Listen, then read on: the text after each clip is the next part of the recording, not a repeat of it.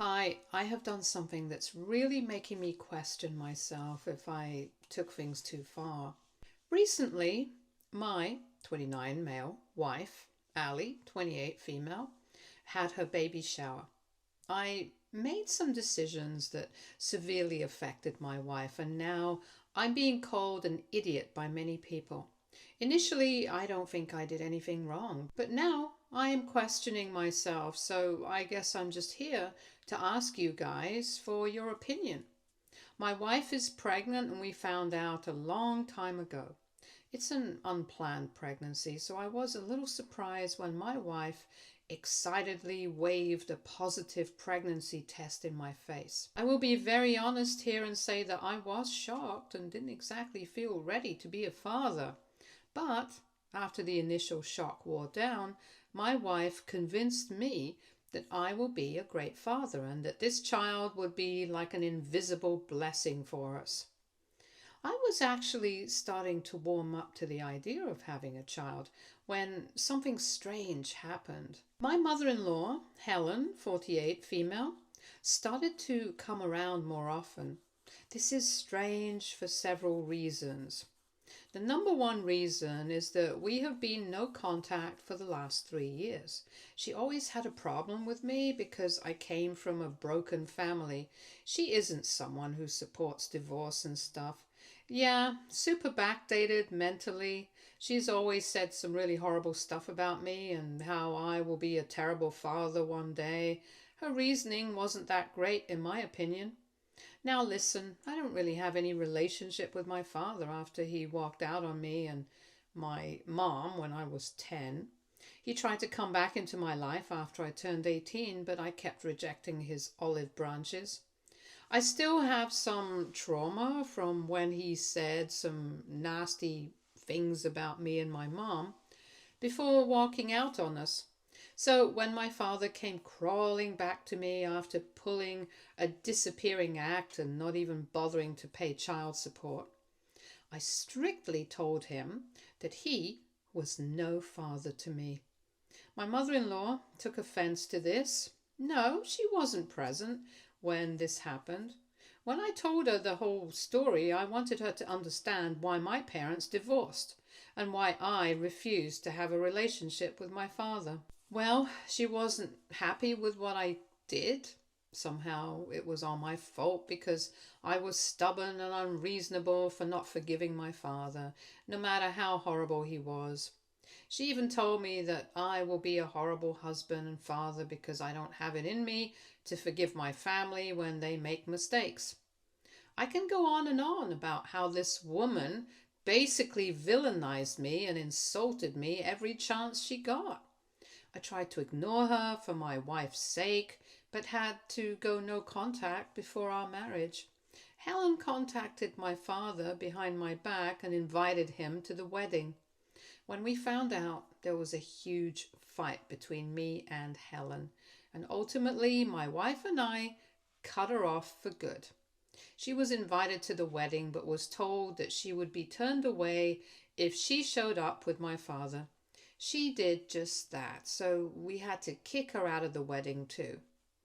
After this, we went no contact for good, and Helen also stopped contacting or meeting with us because she thought we had wronged her or something.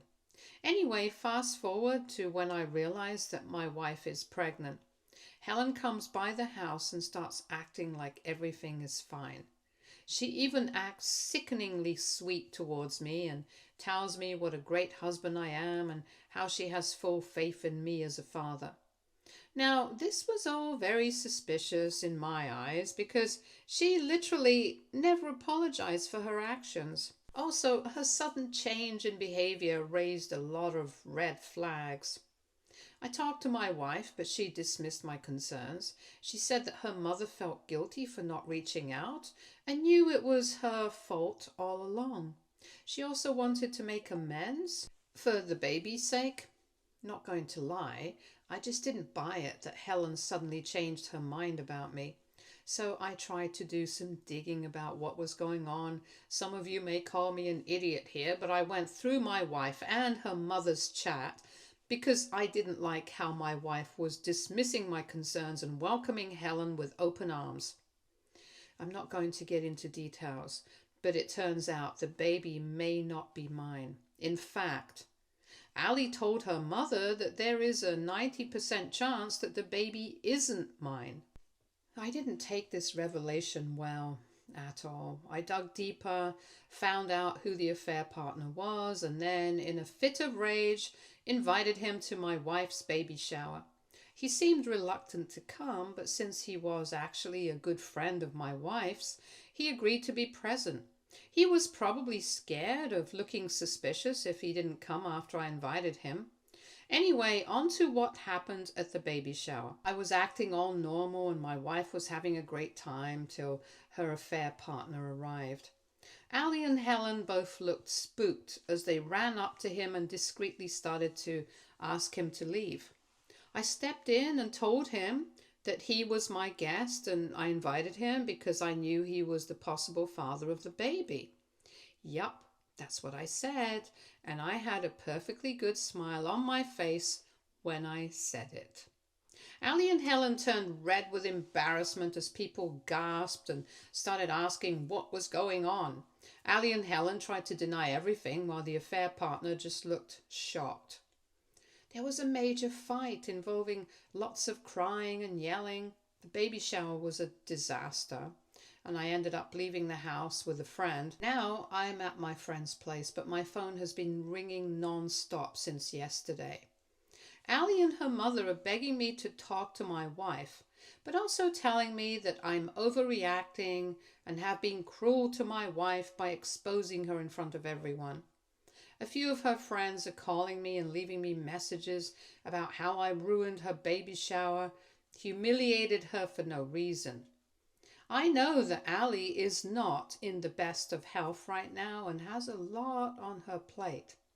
I acted out of anger, and it was actually a super impulsive decision, so I kind of think there is a possibility that I took things too far. I don't know, but AITA? Edit. Some of you have been calling me a psychopath for being so calm about everything. Well, the post is a very short version of what happened. I'm not an emotionless person. As I have mentioned, there was a huge fight between me, my wife, and her mother at the baby shower. I yelled and got really mad at Ali that day, and before that I had to maintain a straight face at home because I was too busy trying to find a divorce lawyer.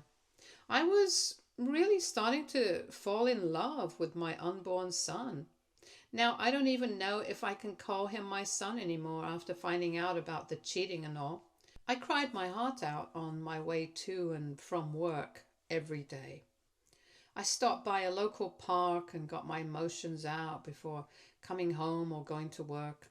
I do have trouble showing my emotions in public, so maybe that's another reason I came off as a cold and calculating man. I can promise you that none of this was a part of my grand, elaborate plan. It was all done on impulse, which is why I have been questioning myself right now. A lot of you had questions about the affair partner and what he did at the baby shower. Well, he was too shocked and confused to do or say anything. He stayed for a few minutes but left when Ali and I started to fight. I haven't heard from him since. I don't think I particularly care about him anyway. As for the child, don't worry. I won't give him up until I get a DNA test. I won't abandon my child if he turns out to be mine. I do plan on demanding paternity tests when my wife and I sit down with our lawyers to talk about the divorce. And yes, I'm going to divorce my wife even if the child is mine. Cheating is a hard boundary for me, and I have no interest in spending my life with an unfaithful woman. Update 1. Wow, the huge support I got from this sub has really blown me away. I seriously wasn't expecting a huge response. Special thanks to those who have been in a similar situation and personally DM'd me to share your experiences. I must say that I have been feeling much better after reading your responses, so I saw some mixed responses on my post, but most of you think that I'm NTA. Some of you voted ESH because you think I should have confirmed with my wife privately before doing this. Well, maybe, but that's water over the bridge now. I really agree with the comments that said that Ali made a choice, so she should be ready to face the consequences. She literally cheated on me and tried to tell me that the child is 100% mine. I don't think she deserves any grace for this betrayal. I came back to make a small update and address a few things that keep coming up on my post. Gonna use points to avoid ranting too much. 1. Again, I'm not emotionless or a complete psycho. As the days pass, the horrible realization of my wife's affair is just getting worse in my brain. I wish I could express in words what I'm feeling. I have been a mess. My friends and family know how miserable I was. Believe it or not, I was actually looking forward to having a child before everything blew up. I tried my best to face my fears and even signed myself up for therapy because I wanted to be a good father. I guess therapy will be helpful right now anyway. 2. I don't plan to abandon my child if he turns out to be mine. I know there is still a minor possibility that I might be the father, but I'm not very hopeful. We had been super careful. I know things happen, but there is a very small chance that our birth control methods failed. I guess that should have been my biggest red flag. I just didn't even want to entertain the possibility that my wife was cheating on me. 3. My wife and I check into each other's phones sometimes. Her chats with her affair partner were barren, but for some reason she wasn't able to delete her conversations with her mom before I got hold of them. I think she did delete older messages, but I saw the newer ones before she had the chance to wipe them out. Yes, I know the affair partner very well. Let's call him Ryan, 28 male, for the sake of this post. He and my wife are very good friends, and he had been a groomsman in my wedding as per my wife's request. No, he didn't show any red flags for me to think that he was interested in ruining my marriage. Maybe I'm blind or colorblind, I don't know. 5. No, I saw no signs of my wife's cheating. Helen's involvement was why I got suspicious. I wasn't even looking to find out if my wife was cheating on me. I just wanted to see why Ali was being so dismissive of my concerns with Helen and why Helen was being so nice to me. 6. I left the house because, at the end of the day, I didn't want to kick out a heavily pregnant woman on such short notice. The house is not marital property, but she can classify herself as a tenant, I guess. Anyway, I thought I should clear these points before getting on to the update. So, many of you have been curious about the affair partner, or Ryan, as we would call him in this post. Well, we are going to get some answers about his side of the story soon. He actually got in touch with me this morning and practically begged me to talk to him. Frankly speaking, I don't know what he wants to tell me. He should have known better than to sleep with a married woman, so I don't think he can paint himself as an innocent party here. But I agreed to meet with him because I'm simply curious. There is also the fact that I need to talk to him about the paternity test to see what he's thinking about it. I'm also hoping to find some dirt on my wife from him so that I can use it in the divorce. I don't think Ali will allow me to leave the marriage in peace, and neither will Helen. Like I said, my mother-in-law is very old-fashioned, so I don't think she would approve of her daughter getting divorced and all. I'm starting to think that this is the reason why Helen had been buttering me up all this time. She didn't want me to divorce her daughter if she got caught. I'm still a little confused about how Helen got involved in this because Ali was supposed to be no contact with her for the last 3 years. Maybe she lied about that too, who knows? At this point, I don't trust her one bit. She has already proven herself to be a big fat liar. Ali and Helen are still trying to talk to me and all, but I'm ignoring them. I will have Ali served tomorrow, so I'm expecting them to amp up their crazy. I will try to make an update once I talk to Ryan and have more answers, but for now, this is it. Update 2. Just got back from talking to Ryan. I haven't spoken to anyone yet. My friend is giving me space, probably because he knows how upset I am. I have mentioned before that I don't like showing emotion in front of people, so I can't scream or cry at his house. Man, I miss being in my own house. I could really do with some alone time today. The talk with Ryan went well, I guess, but it put me in a worse place emotionally. I don't feel like talking to my friends and family about the details of the affair right now. It's embarrassing enough to get cheated on in the first place, and now the details are going to make it just worse. I went to talk to Ryan, fully expecting him to prove himself to be the low life I thought he was. But I was super embarrassed to find out that Ryan is in a terrible position too. Ryan told me very clearly that he has trouble understanding what went on between him and Ali.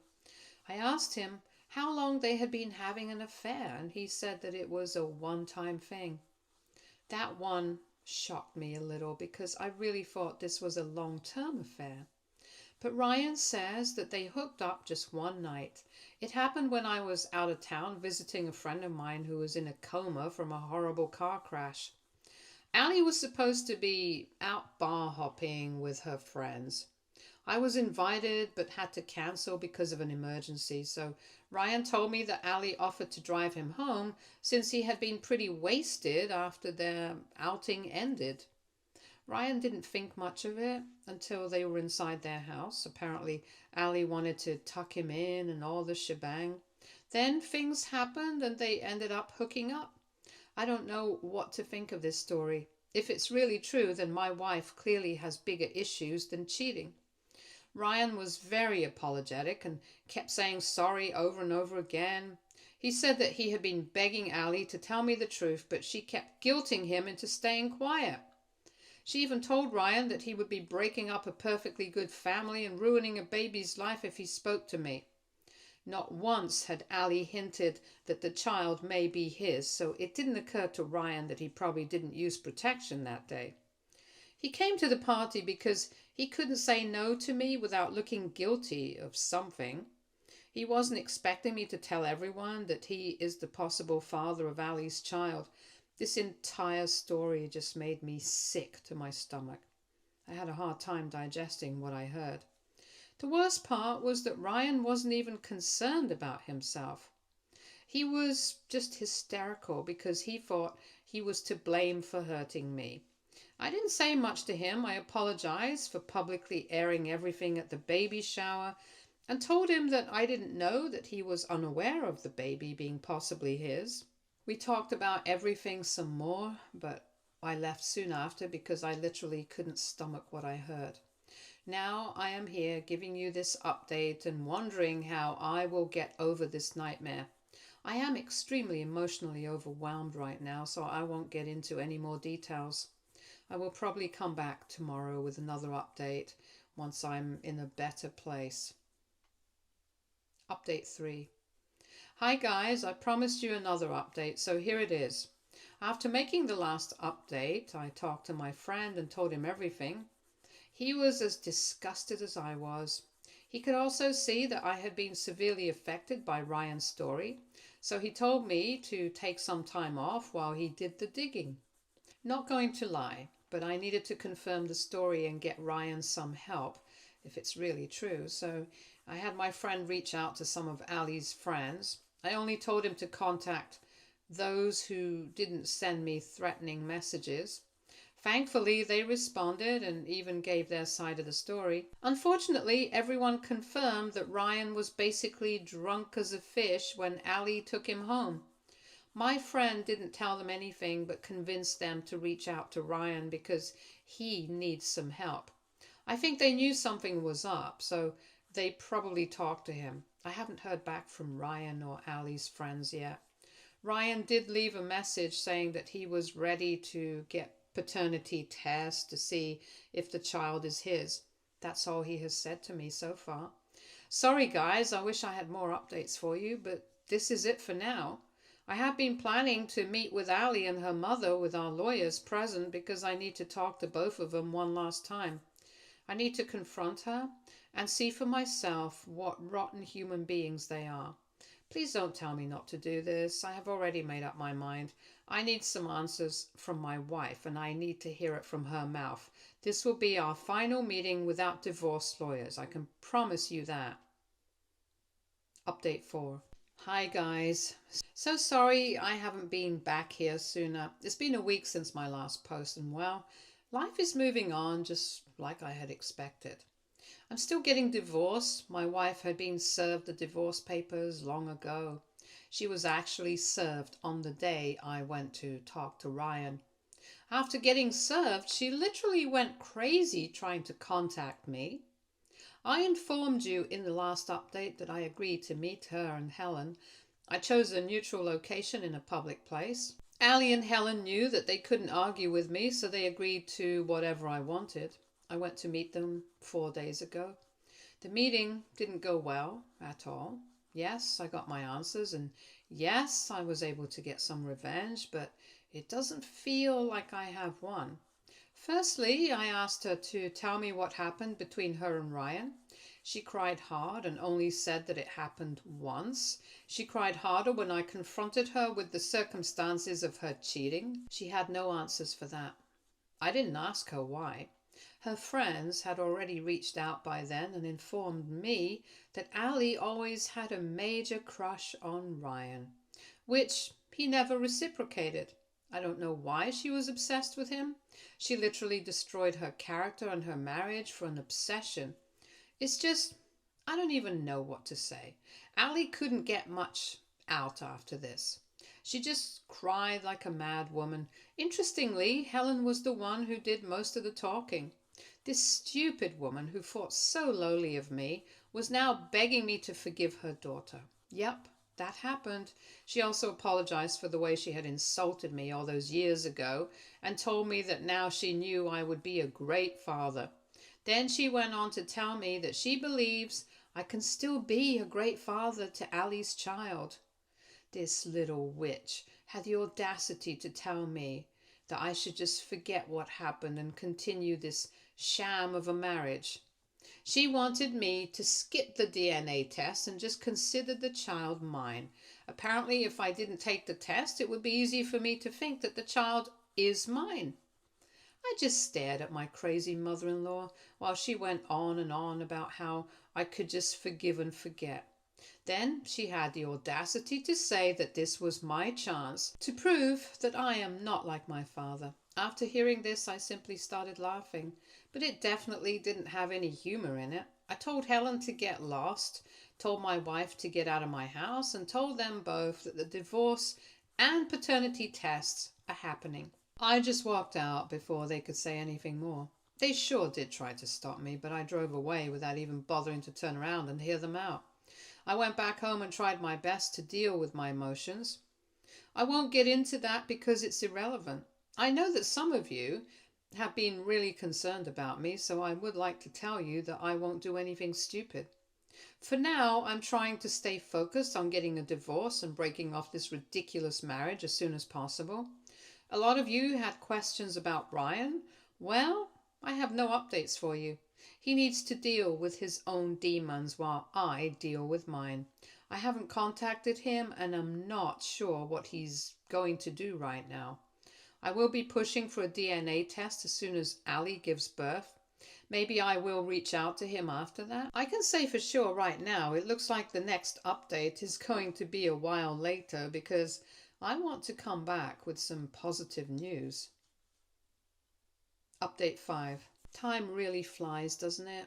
I'm free, guys. I got a divorce. Ali tried to fight me as best she could, but that didn't stop me or the courts. It wasn't a smooth ride getting here, but I'm just thankful that I am finally free from that monster of a woman. So sorry for not making an update for months. I was really busy with the courts and everything and didn't want to make an update without seeing my divorce come through. I was also waiting to find out if Ali's child belongs to me. It was extremely bittersweet to know that the child isn't mine. On one hand, I am grateful that I don't have to be attached to that woman for life, and on the other hand, I feel this strange emptiness inside me even now. I prepared myself for months to have a baby, but it was all for nothing. I got a paternity test done fairly easily. I had enough proof to suspect that the child wasn't mine. I don't have my name on the birth certificate. I was tempted to go and see the baby once he was born, but my lawyer had already drilled it into my head that I could get manipulated into stuff about the baby, so I didn't visit.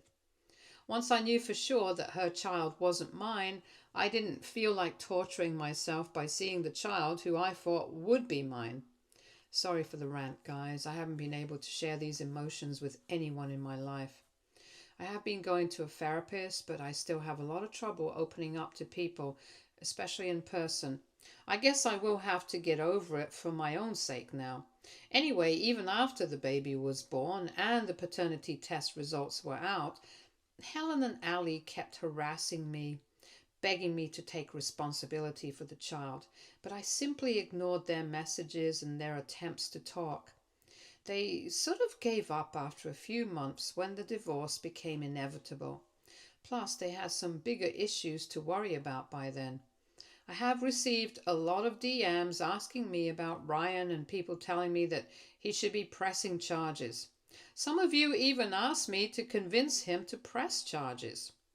Listen here, in real life, people don't just magically overcome traumas like that and then go mad seeking revenge. In most cases, the trauma actually destroys them. Ryan is unfortunately one of them. From what I have heard from Ali's ex-friends, Ryan spiraled hard once his friends made him realize that he had been a victim. Things got bad for him, so by the time his child was born, he wasn't allowed to be all by himself anymore. I won't go into details of what happened to him. He is still not in his right mind even now. His family is taking care of him and also checking on the baby.